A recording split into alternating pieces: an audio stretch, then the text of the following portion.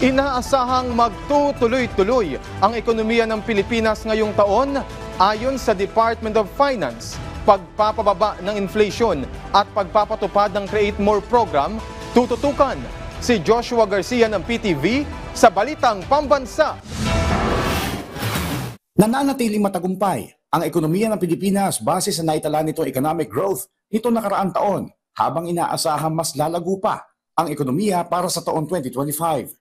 Ito ang kinumpirma ng Department of Budget and Management at Department of Finance.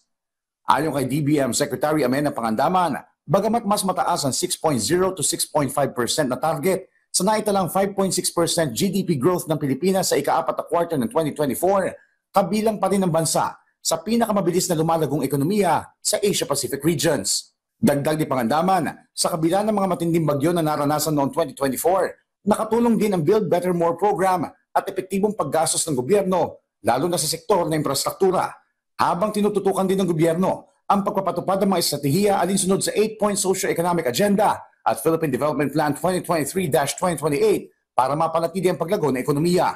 Ayon naman kay Finance Secretary Ralph Recto, sa kabila ng mga naranasang kalamidad, geopolitical tensions at pagbaba sa global demand nitong nakaraang taon, positibo sila sa magiging takbo ng ekonomiya ngayong 2025, kasabay ng mababang inflation rate at ang pagsasakatuparan ng Create More, kung saan inaasahan na mas maraming global investment na papasok sa bansa, tulad ng mga nahikayat ng mga mamumuhunan sa idinaos ng World Economic Forum kamakailan.